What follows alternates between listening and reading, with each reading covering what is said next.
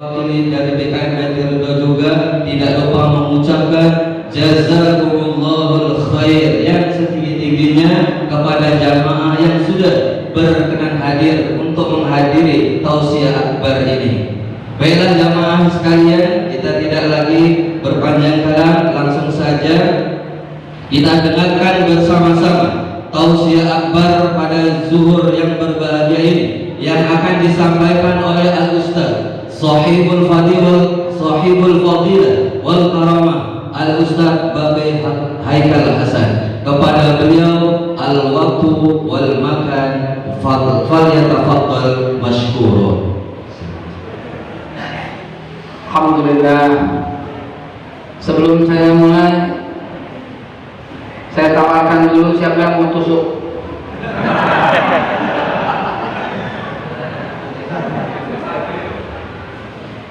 Ini penting ditawarkan karena lagi ngetren gara-gara si Ali Jabir ditusuk sama orang siapa bilang orang gila itu mesti diputuskan oleh hakim di pengadilan, begitu kata undang-undang. Hakim memutuskan kau gila gitu.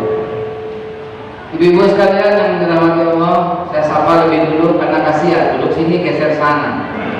Kalau bapak nggak digeser, mestinya ibu masuk ke sini. Mestinya ini ibu-ibu ini ibu-ibu.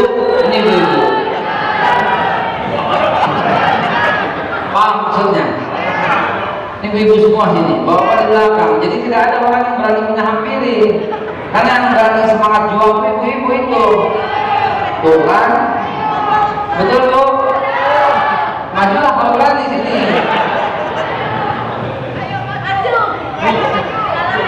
Majulah kalau berani sini. Dorong aja bapaknya, tendang aja bapaknya. Ibu-ibu itu tidak akan disalahkan. Ibu-ibu saya kiri belok kanan, nggak salah, bapaknya yang salah. Betul? Tega kali dia orangnya. Apa katanya? Apa dia bilang? Apa katanya? Apa dia bilang? Apa katanya? Apa dia bilang?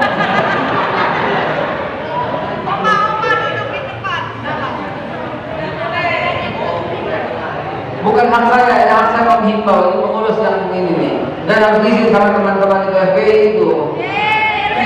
FPI juga. Oh, Masya Allah. Masya Allah. Baik, nanti pelan-pelan kita maju ya. Kita foto-foto ya. Sebelum saya mulai, izinkan saya mengucapkan terima kasih yang sebesar-besarnya jazakumullah khairal jazaa yang pertama kepada pengurus DKM Yayasan Masjid Baitul Ridha yang dengannya diizinkan saya berbicara di sini di tempat yang suci dan mulia ini hanya mengharap ridha Allah Subhanahu wa taala. Yang kedua, ini di Medan Selayang ya, Medan Selayang. Yang kedua, saya ucapkan jazakumullah khairal jazaa, terima kasih yang sebesar-besarnya kepada semua yang telah mendukung, yang merekam, semua yang merekam, yang menginteri, yang merekami, yang mengamati. Itu saya ucapkan jazakumullah khairal jazaa, yang menjadikan ini sebagai bahan juga jazakumullah. Semoga Allah memberikan hidayah kepada kita semua. Saya ucapkan jazakumullah juga kepada para panitia yang telah mendukung, Mujahidin, Pokam, Abu Khusus FPI. Masya Allah, para FPI teman-teman. Ya, ketuanya. Masya Allah, pantas kau jadi ketua. Masya Allah, dia ketua yang sangat berbobot ini. Betul. Front Pembela Islam. Ada orang yang berkata Islam tak perlu dibela. Ada? Ada? Nah, kurang amal itu, kurang ngaji, ya, balang sangit, keong racun, karena dia merusak tatanan. Islam itu dibela wajib firman Allah. Ya ayyuhalladzina amanu, hai orang yang beriman. Mesti dilanjutkan sama teman-teman FPI ini.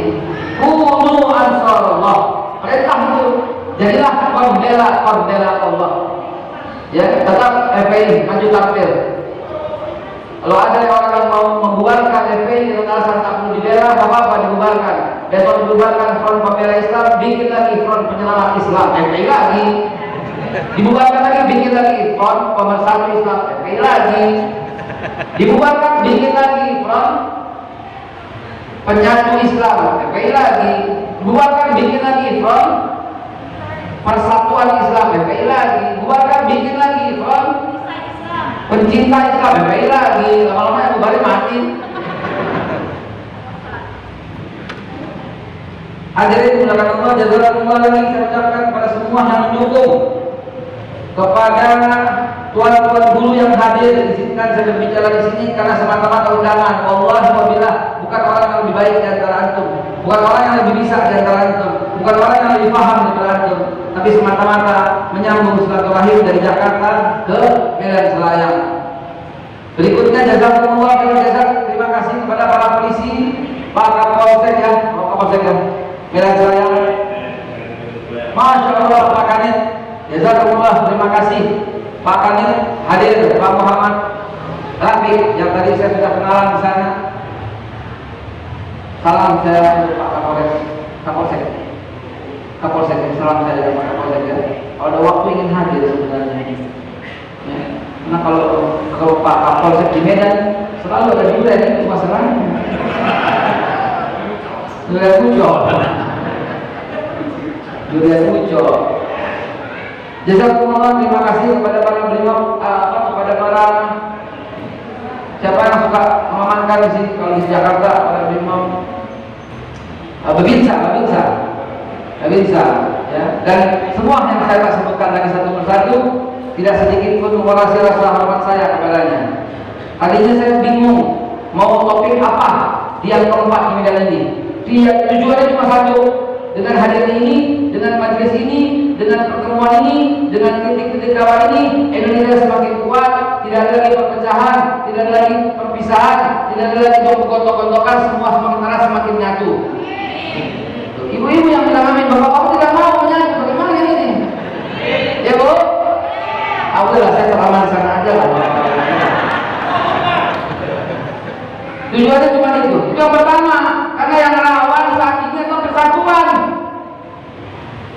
Demikian pula kita diadu domba oleh beberapa orang yang punya kepentingan busuk.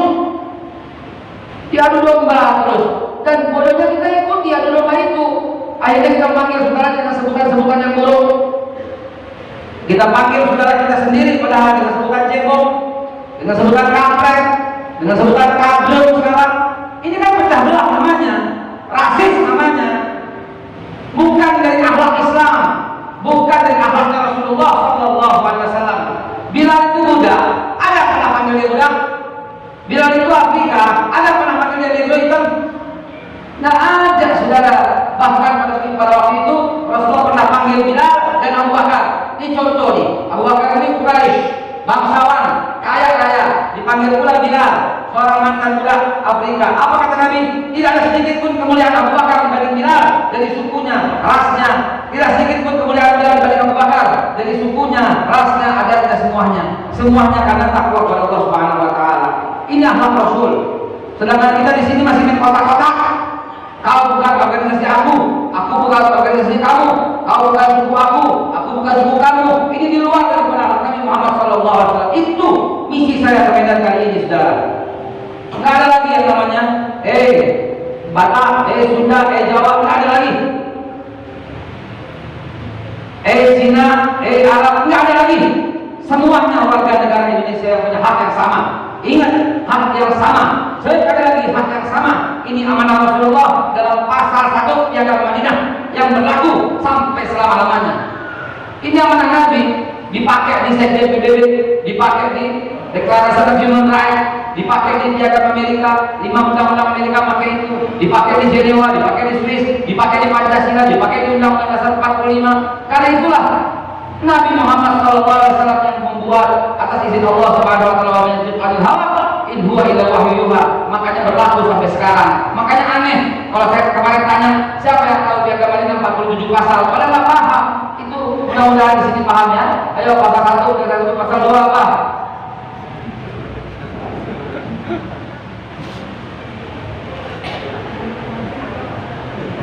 Seolah belum ceramah ya, belum berpembukaan.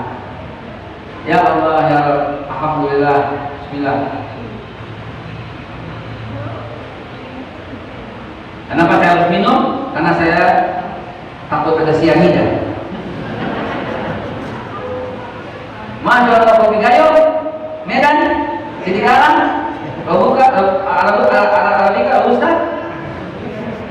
Oleh kareng ini, oleh kareng. Tapi oleh kareng kelas 3 ini KW3 oleh kareng. Baik, sebelum saya mulai, izinkan saya menyampaikan dulu topik yang akan kita bahas. Topik yang akan kita bahas itu ada tulisan di luar. Ada tulisan di luar, Masjid Baitur Ridha dan jamaahnya menolak RUU HIP, begitu ya? Topiknya seperti itu. Udah kagak luar bisa, karena memang nggak jadi. Tetapi baiknya kita bahas alasan penolakan itu, betul? Dengan mengupas sejarah. Setuju? Kalau nggak setuju nggak usah apa-apa ganti. Setuju? Ibu-ibu aja nih, bapak-bapak masih didengar. Ibu-ibu aja, karena ibu tidak pernah salah. Takdirnya seperti itu. Ibu-ibu itu nggak bisa salah. Ya, kalau bapak-bapak selalu salah. Ada dua yang tidak pernah salah. Pertama, pimpinan. Pimpinan itu harus benar. Kalau pernah pimpinan salah, kembali ke aturan nomor 1. Yang kedua, yang tidak bisa salah, ibu-ibu. Yang repot itu dia pimpinan dan ibu-ibu. Matilah kau. Bu, topiknya itu atau yang lain?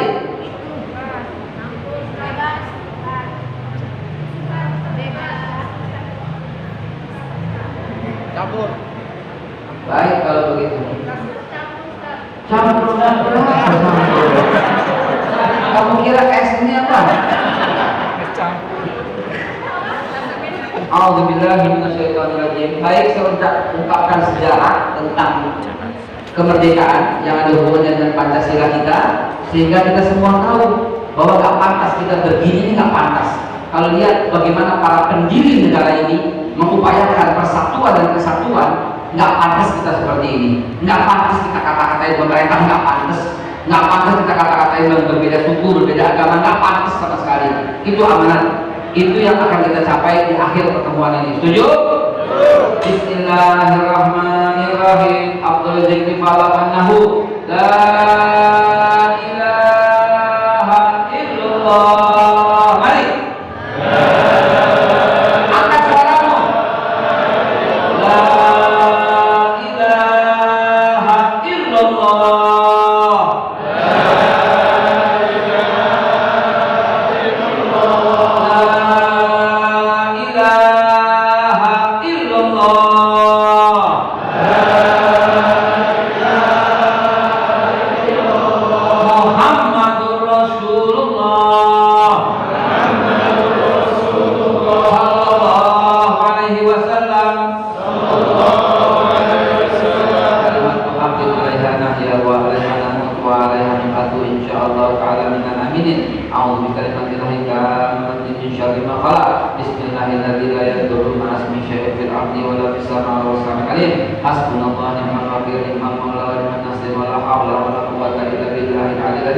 Bismillah wa bi'allah hasbiyallah wa tawakkalna 'ala Allah wa rasulna billah wa tawakkalna masya Allah la quwwata illa billah. Ya Allah ya khaliqal kajimakum ya man ya wa yarham. Bismillahirrahmanirrahim. Bismillahirrahmanirrahim. Assalamualaikum warahmatullahi wabarakatuh.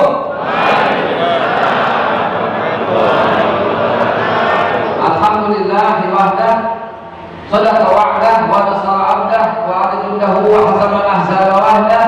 La ilaha illallah wa la na'budu illa iyyahu mukhlishina lahu din walau karihal kafirun walau karihal musyrikun walau karihal munafiqun. Qala Allah ta'ala fil Qur'anil Karim, a'udzu billahi minasyaitonir rajim. Bismillahirrahmanirrahim. Innallaha wa malaikatahu yusholluna 'alan nabi.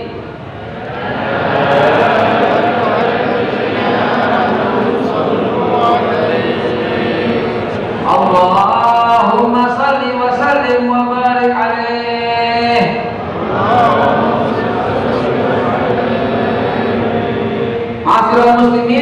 wal mukminin rahimakumullah. Indonesia adalah negara yang seolah-olah telah dipilih oleh Allah Subhanahu wa taala sebagai negara yang akan menjadi yang akan menjadi barometer dan contoh negara-negara sedunia. Betapa tidak Indonesia diperebutkan baik secara langsung maupun tidak langsung dari berbagai negara. Cina sangat ingin mengambil Indonesia, Amerika sangat ingin mengambil Indonesia, Inggris, Belanda sangat ingin, karena di sini cadangan emas terbanyak di dunia. Di sini cadangan minyak bumi nomor 1 di dunia, cadangan 97 miliar barel. Di sini gas alam terbanyak di dunia. Satu lubang gas alam di Natuna Blok D Alpha 202 triliun kaki kubik. Di sini timah terbaik di dunia. Di sini benar bahan terbaik di dunia. Nggak ada di seluruh dunia yang lebih lengkap bahannya daripada Indonesia. Di sini boksit, nikel, tembaga, bahkan uranium dunia. Indonesia. Negara lain mana ada punya kekayaan seperti itu? Bapak Kwik Kiandi, Bapak Rizal Ramli, coba lihat ulasan-ulasannya. Apalagi Pak Kwik Kiandi, ya, tokoh Tionghoa yang kita hormati itu, dia berkata sial-sialnya Indonesia nomor 2 paling kaya di seluruh dunia. Bukan dari sisi cadangan devisa, bukan dari sisi harta, tapi dari sisi kekayaan sumber alam. Kalau dari kekayaan budaya tidak ada di seluruh dunia yang seperti Indonesia. Mari kita lihat bahasa. Di Saudi Arabia satu, bahasanya bahasa Arab. Di Australia bahasanya satu, bahasa Inggris. Coba lihat. Di Suriah bahasanya satu, bahasanya bahasa Arab. Perang, alhamdulillah dalam saudara kita di Suriah. Semoga Allah Subhanahu wa taala turunkan kedamaian untuk saudara kita. Di Indonesia Pak 630 bahasa. Mana ada yang seperti itu? Coba perhatikan. Ya. Ini endingnya kepada persatuan ini, endingnya kepada kejayaan Indonesia ini. Ya. Tanah di mana kita lahir, ya, tumpah darah yang kita sudah bersumpah melalui kakek nenek moyang kita telah bersumpah bahwa satu tanah air, satu bangsa, menjunjung tinggi bahasa persatuan bahasa.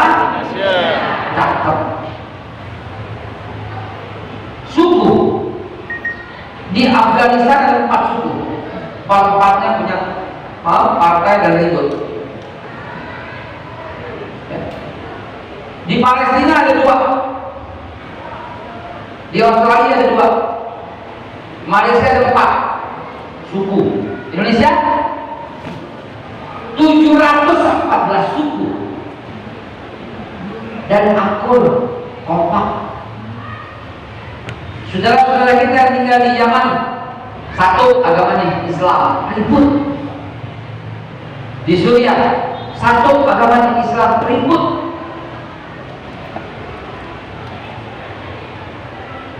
Irlandia, satu sama Kristen, ribut. Indonesia 6 agama akur.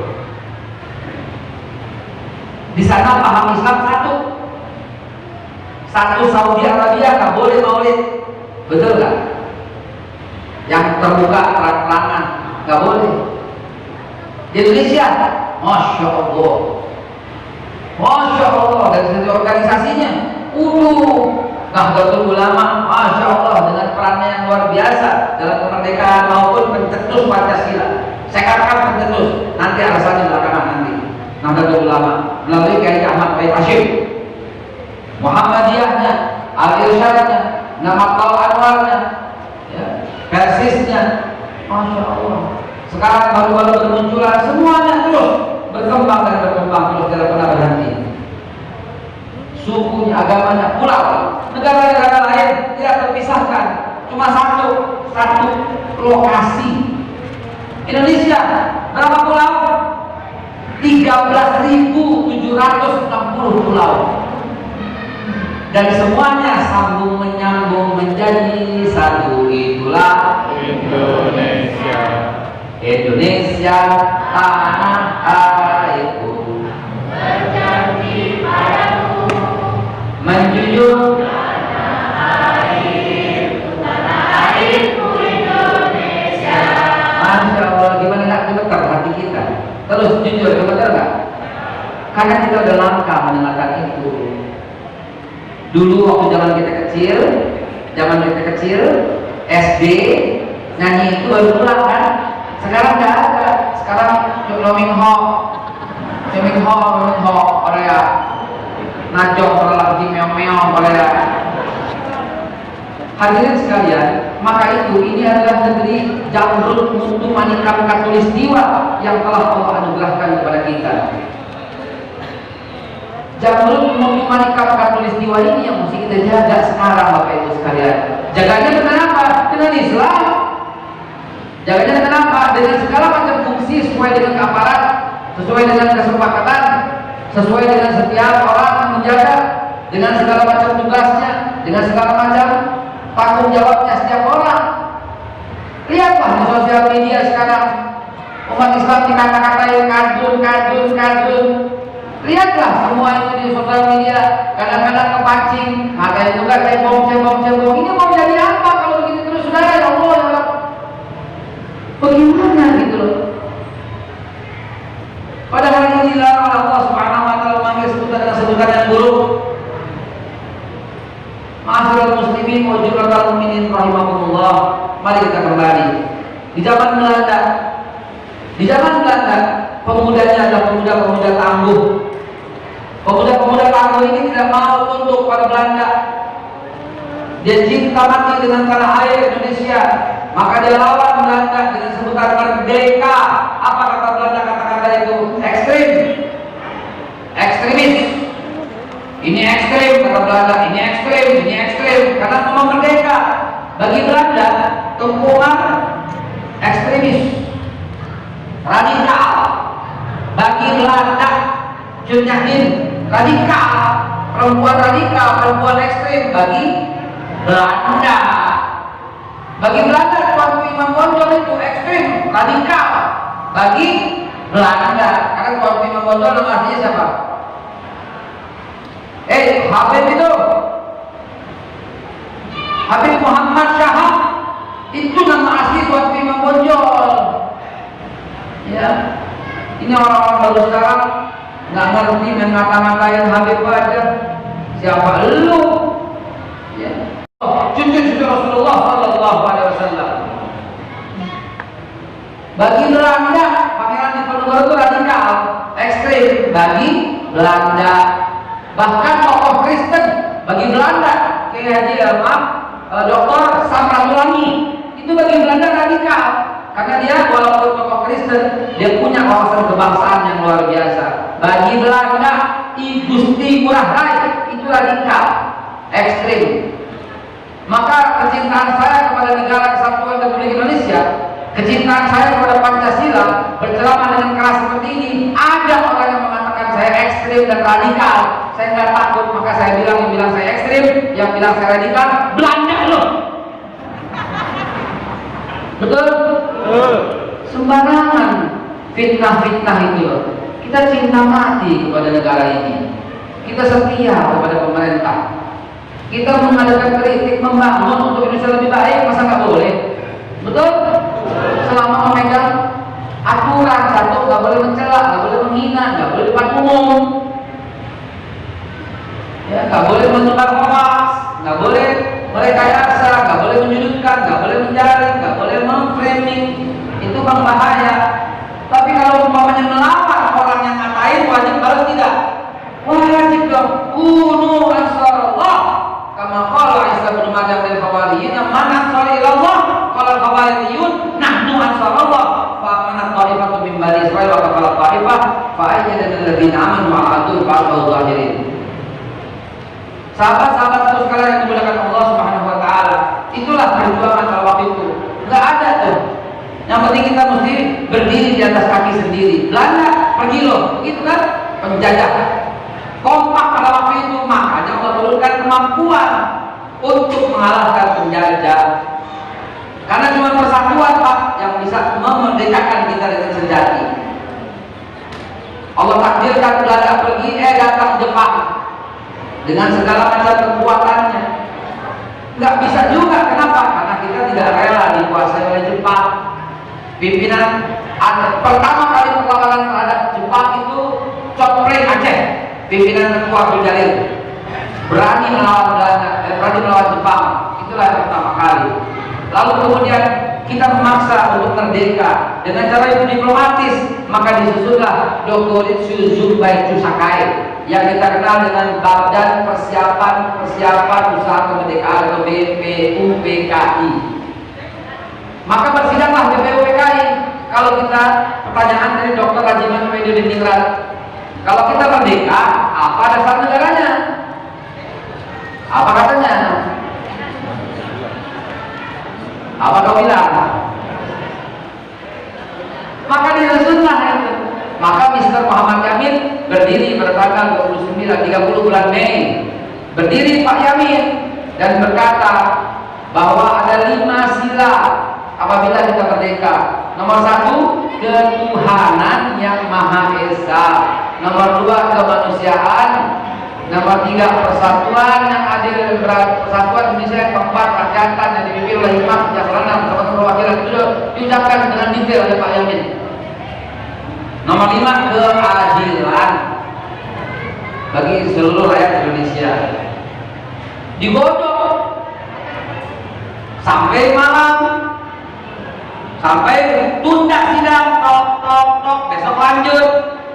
Mr. Supomo bicara tanggal 30 Mei.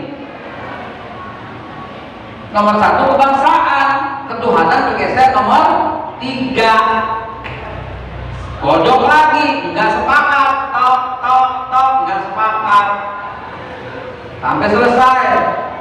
Besokannya 1 Juni, Bung Karno pidato, bergeser lagi, ketuhanan nomor 5. Nggak sepakat. Namun Bung Karno karena dia orang Jawa menyebutkan 5 sila itu dengan Pancasila. Turun, selesai, nggak sepakat. Sampai keluar tanggal 22 bulan Juni, ketuhanan yang Maha Esa dengan menjalankan syariat Islam bagi para pemeluknya. Belum sepakat karena Indonesia bagian timur nggak cocok dengan 7 kata itu.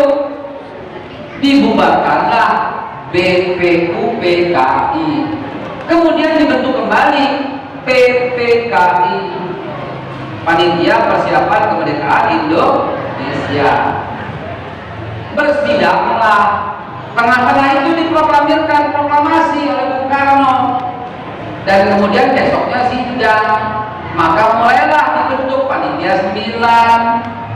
Bung Karno, Bung Hatta, Mr. Muhammad Yamin, Mr. Ahmad Subarjo, Habib Kusno Cokro, Mr. Maramis, Kiai Agus Salim.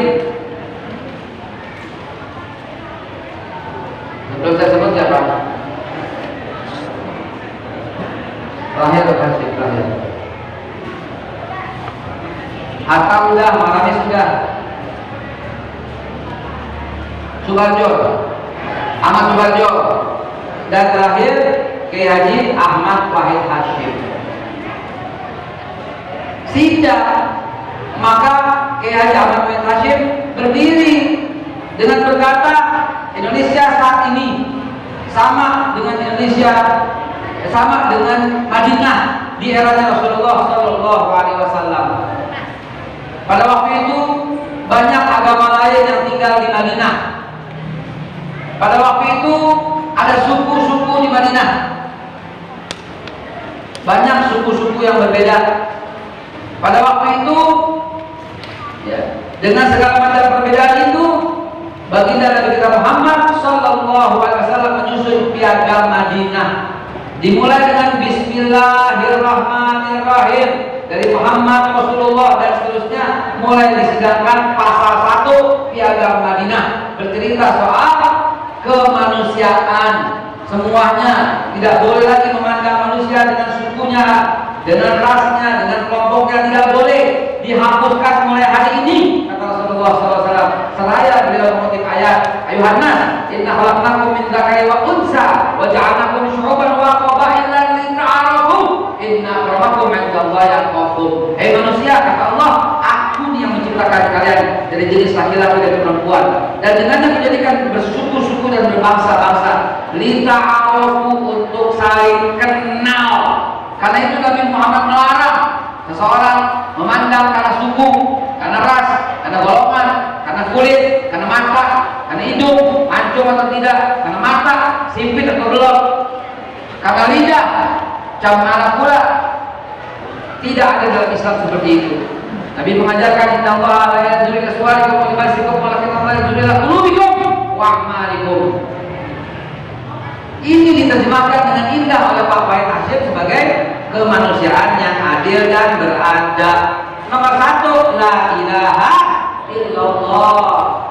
Tapi karena kita punya saudara yang bukan Islam, saudara sebangsa tanah air, maka kalimat itu menjadi ketuhanan yang Maha Esa, titik. Padahal itu juga la ilaha illallah. Itu juga qul huwallahu ahad, menjadi dasar. Pasal 3, pasal 2, 3, 4, 5, 6, 7 dalam Piagam Madinah, Nabi mempersatukan semua suku-suku di Madinah. Bahkan agama tidak boleh jadi sekat. Kata Nabi, apabila kita dalam bahaya, di pasal 27 ini, apabila kita dalam bahaya, maka orang Islam dan yang bukan Islam di Madinah harus bersatu padu dalam membela negara. Konsep bela negara ada pada masa Rasulullah SAW. Tak luar biasa Nabi kita ini. Dan Nabi melanjutkan pasalnya, tidak boleh ada yang memaksa untuk masuk atau keluar dalam satu agama. Tidak boleh dipaksa.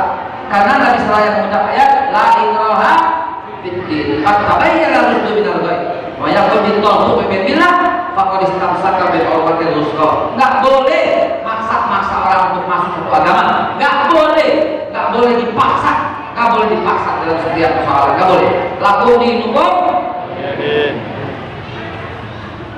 Diterjemahkan dengan indah oleh para pendiri negara ini dengan mengatakan persatuan. Ya, kurang indah apa negara ini tersusunnya? Kurang cakep apa negara ini tersusun? Jangan kau nodai, jangan kau rusak dengan kata-kata yang saling benci. Kita terbelah gara-gara pemilihan presiden ini. Udah cukup. Udah menyatu kok semuanya, di bawah masih ribut aja. Oh ya Rabbi. Bisa kita hentikan itu saudaraku? Bisa kita selesaikan itu per hari ini? Bisa? Janji rangkul saudaramu itu, selesai persoalan bangsa. Apa berikutnya dalam Piagam Madinah yang Nabi sampaikan?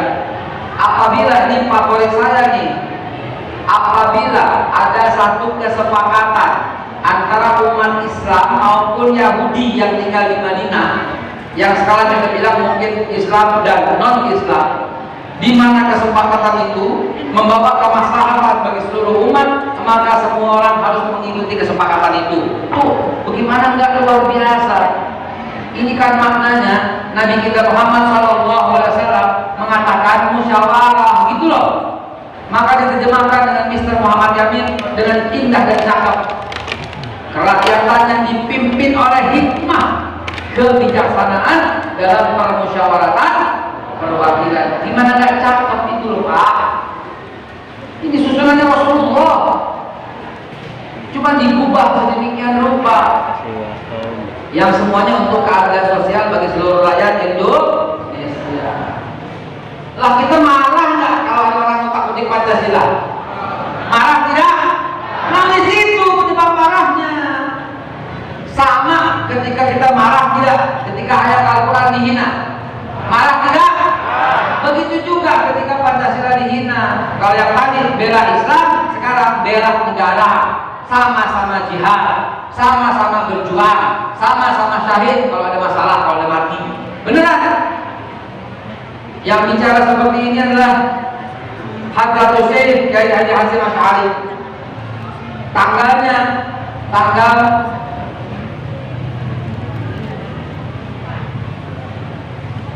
Oktober tahun 1945, ketika seminggu sebelumnya Soekarno mendapatkan surat dari Inggris yang menyatakan tidak mengakui kemerdekaan Indonesia.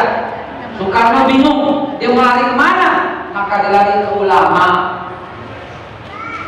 Tuh, kalau pemimpin umarok sama ulama jadi satu, untuk yang begitu kuatnya. Keberkahan Allah turunkan. Kalau main saling marah-marahan, saling musuh-musuhan, jangan harap keberkahan turun bumi Indonesia, saudara. Jangan harap. Bung Karno datang ke Kiai Haji Hasyim Asy'ari.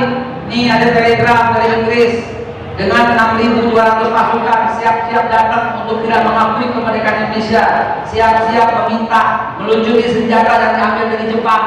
Kalau enggak akan terjadi pertumpahan darah. Dikasih waktu sama Inggris 10 hari.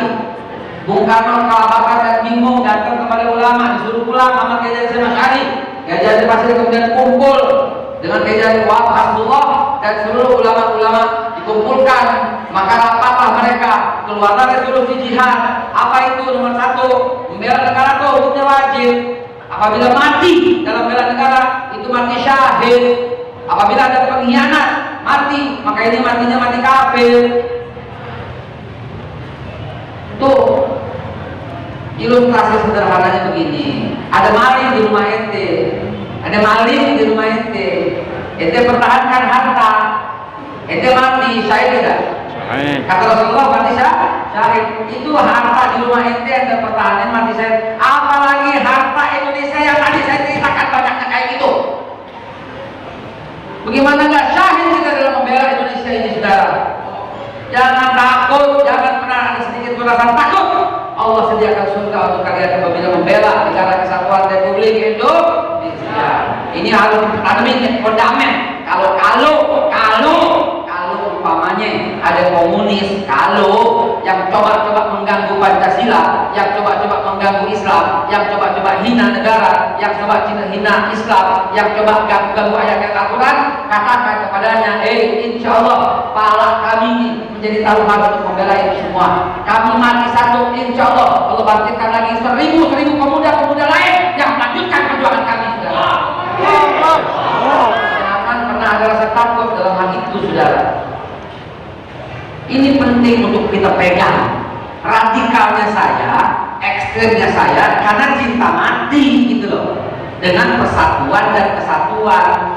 Tapi lihat fitnah yang beredar, dikatain macam-macam. La haula wala quwata illa billah. Jamaah sekalian dimuliakan Allah, begitulah akhirnya terbentuklah Pancasila.